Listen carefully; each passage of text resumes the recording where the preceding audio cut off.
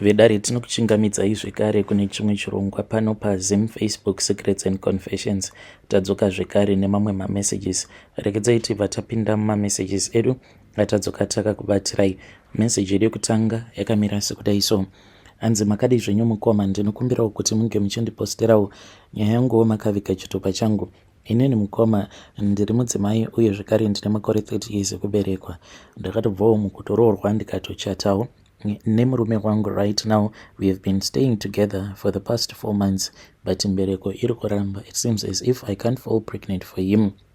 Saka vamwe vari kundiudza kuti since ndiri munhu uya wekuti ndakacondomize for a very long time because ndakatanga kuita zvekusangana nevarume pabonde kubva pandainge ndichiri ne21 years. Ndakangoti the first night apo pandakarara nemukomana wangu ndo patakangorara tose tisingashandisirane dziviriro nekuda kwekuti ainge achifanira kuti ange achizondi break virginity yangu. Saka from there on iye akabva azoti ainge asingadi kuti tinge tichizomitisana because we were still very young. Ndokubva tatanga kushandisa maprotector kubva ipapo until right now. Saka ndakazoti ndatanga kudanana nemurume wangu, I did not tell him kuti inini already I had other sexual partners avo vandainge ndichingorara navo, and I always made sure kuti I will never sleep with a man tisingashandisirani dziviriro. Saka I made sure at all the times ndisingadi kuti ndinge ndichizoita mwana anenge asina baba. So ndakazoti ndatanga kudanana naye,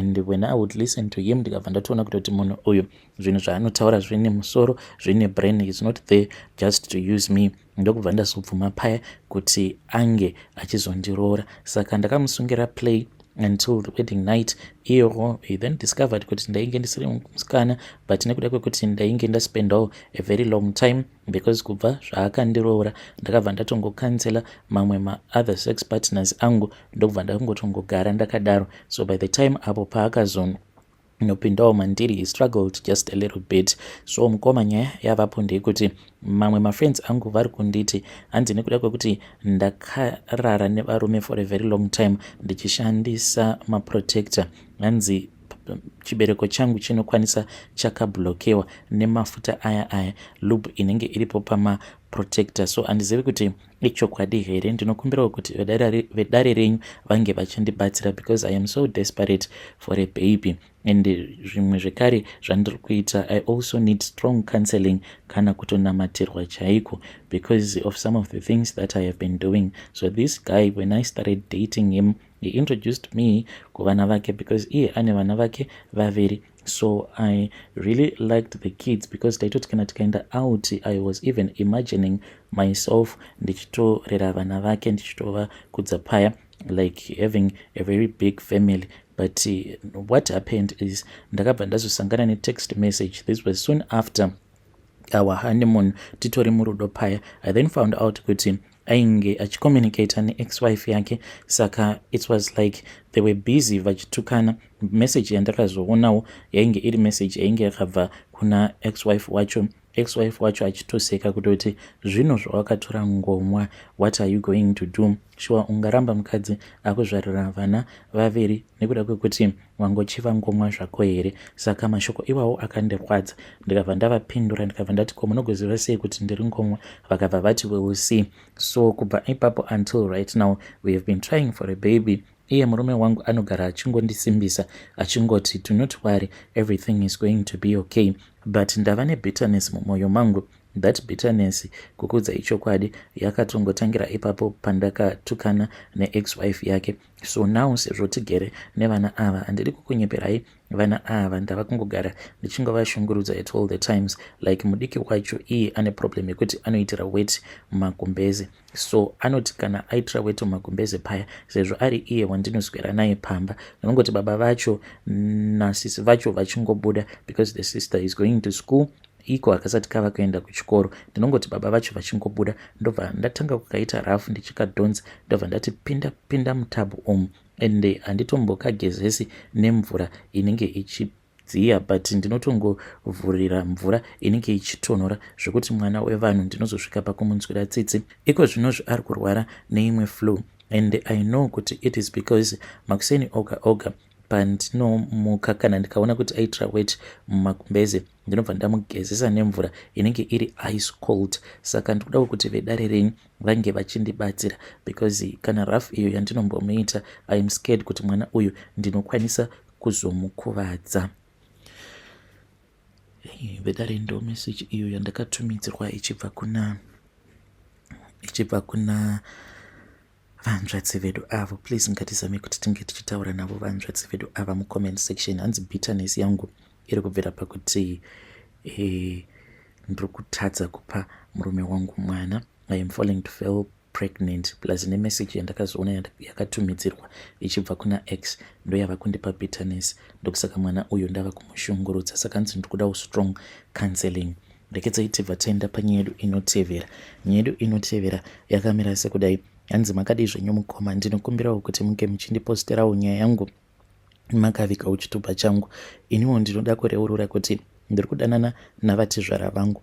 Inini navatizvara vangu tatova ne6 years kubva zvatakatanga kudanana. Saka even though inini nemurume wangu tichigara tichishanda kuno kuSouth Africa, so ndinoti kana ndaenda kumba vatizvara vangu vanobva vatondipa mari ma$300 to $400 chakakonzeresa kuti ndinge ndichizosvika pakudanana navatizvara vangu ndechekuti ndakati ndambonetsana nemurume. Takanetsana tichiri kuno kuSouth Africa because murume ainge aita girlfriend. Ndokubva tazodzokera kumba. Saka patakadzokera kumba ndakangoti ndangonoona vabereki vemurume kwangu just for a couple of days. Ndini uyo ndokubva ndazoenda ndichinoona amai vangu, then amai ndikabva ndazovaudza anyway vainge vachiziva nyaya yacho. Ndokubva vazondiudza kuti ivo already vainge vakatotaura neimwe ng'anga. Saka takabva tazoenda kung'anga kuya ndokubva ndazonopiwa mushonga uyo wandakapiwa wainge wakaita kunge madota. Ndikabva ndazonzi murume wangu ndainge ndichifanira kuti ndinge ndichizomuisira mushonga iwoyo either mudrink kana kuti mumaheu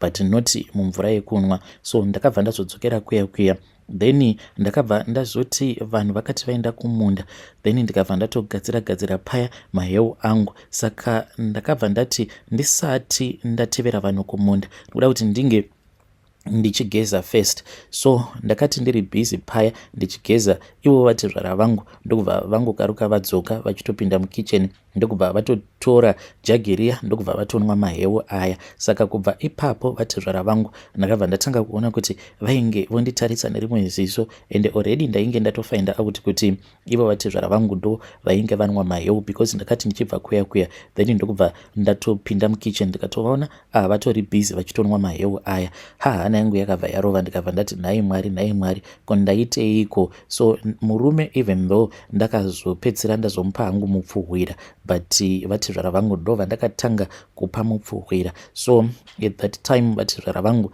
vainge vaine mari yavo yavainge vainayo. Vakabva vazotanga kundinetsa vachindisendera matext message vachiti muroora, ndiri kukumbirawo kuti unge uchimbondigomesawo because ndinotokunzwa chaiko, kutokunzwa kutokufila muropa. Saka ndakabva ndazongogamuchira mari iyaya ndokubva tazotaimirana. Ivo vakandiudza kuti later on kana munhu wose avata then ivo vainge vachazonditextera tobva tazosangana. Saka ndakamirira kuti murume wangu ange achizorara. It was somewhere just past 12 am pavakazonditextera message, then ndokubva ndazobuda panze tikabva tazonosangana mumunda. Ndokubva taita bonde paya. Ndakangowaridzawo chizambia changu ndisu uyo tikaita busy zvedu tichisika bonde redu. Ndo patakatangira ipapo. So by the time patakazodzoka kuJoni aiwa navatizvara vangu tainge tatonzwanana chaiko pabonde zvekuti ndainge ndava kutoona kutoti ya munhu uya wekuti anorova mamwe madamba refu zvinotonakidza. Saka kubva ipapo kusvika pari zvino navatizvara vangu tinogara tichingosangana pabonde, and tinongosangana pabonde kana paya patinenge tazoenda kumusha nemurume wangu. Murume wangu haana kana chaanotomboziva, and iye nekuda kwekuti ndakamupa mupfuhwira anokwanisa kutobata foni yangu obva atoona machats avo andinenge ndichitotaura nababa vake. Dzimwe nguva tinokwanisa kutotumidzirana mavideos mamwe anenge aine kahunhubu mukati, but nekuda kwekuti iye anenge akavharwa kumeso nemishonga iyeye hapana kana chaanenge achimboona. Ndiyo confession yangu iyi mukoma Nashi. Vedare ndo message iyo yandakatumidzirwa ichibva kuna vahanzvadzi vedu. Ngatizamei kuti tinge tichitaura navo vahanzvadzi vedu ava mucomment section. Rekedzai tibva taenda panyedu inotevera. Nyedu inotevera yakamira sekudai. Hanzi makadi zvenyu mucomment, ndinokumbirawo kuti munge muchindiposterawo nyaya yangu makavikawo chitupa changu. Saka inini muno muSouth Africa ndinewo chikambani changu checonstruction. Saka pandakatangawo kushanda muno muSouth Africa ndainge ndichiwana macontract, but zvinhu zvakabva zvazvotanga kundiomera. Mushure mekunge zvinhu zvatanga kundiomera mainge muri mugore ra2017 ndo pandakabva ndazotaura nomumwe mudhara uyo wandainge ndichimboshandidzana naye, naiyewo ainge aine kambani yake yainge ichiita zveroofing. Saka akabva azonditi, Bhururu wangu, kuti unge uchikwanisa kubudirira muno muSouth Africa zvinenge zvichitoda kutoti unge uchitozvisimbisawo, because kana ukasadaro unogara uchingotorerwa mabasa. This was after ndataura nomumwe murungu uyo wandainge ndatova netime, because murungu iyeye ndakatanga kushandidzana naye I think kuma late 2011. Saka ainge ava munhu uyo wekuti ainge ava kutovimba neni, but all of a sudden manje ndopaakabva azongondinyima this other contract, a very big contract, zvokuti mufana yeye akazopiwa contract akabva atoita a millionaire overnight. Zvakabva zvandirwadza. Saka mufesi uyu akabva azonditi, kana ukasashandisawo something like mushonga welucky, ziva kuti uchazongova munhu wekuti unenge uchingogara uchingotorerwa macontracts nevamwe vane makambani avo, vamwe vanenge vakazvisimbisa mumabusinesses avo. Saka mudhara uyu akabva azoti iye paainge achazoenda kuMozambique ainge achazotaura neimwe n'anga yekuMozambique, akabva anditi, unouda here mushonga uyu welucky? Ndikabva ndati hongu ndinouda mushonga iwoyo. Saka akabva azouya nawo mushonga uya chainge chingori chibhodhoro chainge chiine mafuta, but mafuta awa ainge akatoita kunge cooking oil. So akabva azonditi ndainge ndichifanira kuti ndinge ndichizobata kitsi, kana ndabata kitsi then ndobva ndazomuudza. Saka ndakazototaimira mukoma, because panext door painge paine kitsi dzainge dzakati one day ndokubva ndazotoseta cage ndokubva ndabata kitsi iya. Mushure mekunge ndabata kitsi iya, mufesi uyu ndokubva ndazomuudza kuti ndainge ndiine kitsi yandainge ndakabata. Saka akabva azondiudza kuti tainge tichifanira kuti tinge tichizoenda, then kana taenda musango tobva tazonoviga kitsi iyoyo iri mhenyu, ndokubva tazoenda kuya. Then takati tasvika musango muya ndokubva ndatanga kuchera ndikachera. So ndakabva ndazongoviga kitsi iya iri mhenyu, then akabva atondiudza kutoti mushonga welucky wainge wava kutotanga kutoshanda. From there on ndakabva ndaona kutoti yazvoshuwa lucky ndainge ndatova naro. Ndainge ndava kuti kana ndikangonzi huya unge uchitipa quotation yako, munhu iyeye aibva atoti no need for a quotation, iwe uchitotanga kutoshanda, unokwanisa kutanga kushanda nhasi here kana kuti mangwana. So I have been living like that. Mari ndakaita mukoma, ndakaita mari ndikasvika pakuroora zvekare mukadzi wemunomu, kuitira kuti ndinge ndichiwanawo mapepa emuno muSouth Africa, zvekuti kana muno muSouth Africa nditori nedzimba idzo dzinokwana kuita 3.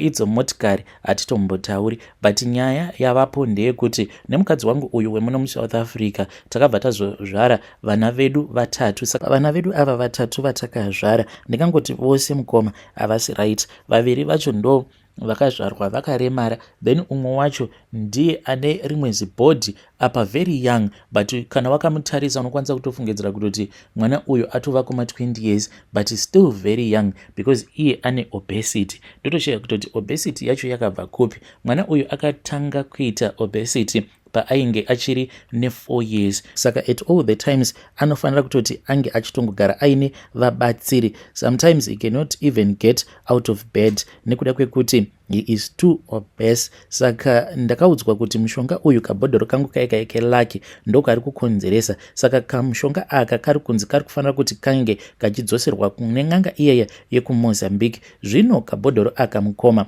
handizivi kuti karipi. Kabhodhoro aka kaingogara kari mune rimwe jaketi rangu that I will never wear. Saka ndakakatsvaka kamushonga aka ndikakashaya apa kuti ndige ndichiudza mukadzi wangu kuti kabhodhoro kaya kandaitsvaka kaya, because ndakangomuti iwe ndine kabhodhoro kangu kandiri kutsvaka, wakambokaonawo here? Akabva ati never, you know kuti I never touch your stuff and I never throw away your stuff without asking you. Zvino ndinotya kuti kana ndikagara ndamuudza kuti kabhodhoro ikakaka ndo kakakonzeresa kuti tinge tichizvara vana vaviri vari zvirema uye zvekare uyu wechinumber 3 tinge tichizomuzvara aine problem zvekare yeobesity, ndinokwanisa kuzonetsana nemukadzi uyu. Saka she does not know anything. Iye anongoti zvimwe kuda akaroyerwako nehama dzake, but what she does not even know kuti inini ndini ndakakonzeresa. Zvino shamwari yangu uyu iye anongonditi tsvaka kabhodhoro, kana ukakawana kabhodhoro ikako tinobva tazoenda tose kuMozambique. Zvino kabhodhoro aka ndikushaya kuti ndokatsvaka kupi, handitomboziviwo, uye zvekare ng'anga yacho handitomboizivi. Zvinhu zvinogara zvichingondinetsa kuti apa ng'anga yacho handiizivi, because shamwari yangu iye ndiye ane connection neng'anga yacho, inini handitomborina kana connection nayo ng'anga yacho. Saka ndakatora a very big risk. Mukoma, kana mukazopostawo nyaya yangu, ndinokumbirawo kuti munge muchizondibatsirawo, ndichange ndichizotevererawo mucomment section. Ndiri kutsvakawo muuki wekuti anokwanisawo kundiudza kuti kabhodhoro aka karipi. Saka ndiri kutsvakawo muprofita kana kuti ng'anga inokwanisa kundiudzirawo kuti kabhodhoro aka kari kupi, because ndakanzi kana kasipo kabhodhoro aka my life would never be okay. Iko zvino zvimukoma, motikari dzangu dzinongogara dzakafa. Sometimes ndinokwanisa kungofonerwa nematenants angu vachitondiudza kutoti like vanenge vachingonzwa mutsindo, ivo vanenge vachifungidzira kuti imbavha dzinenge dzapinda dzichida kuba,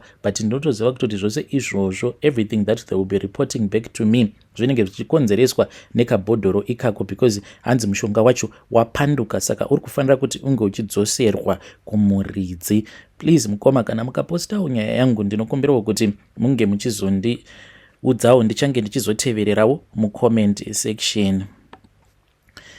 Vedare ndo message iyo yandakatumidzirwa ichibva kuna mukoma vedu. Please ngatizame kuti tinge tichitaura navo mukoma vedu ava mucomment section.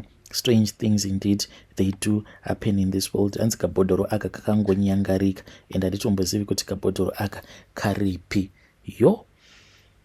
Zvakangoma hazvo vedu we.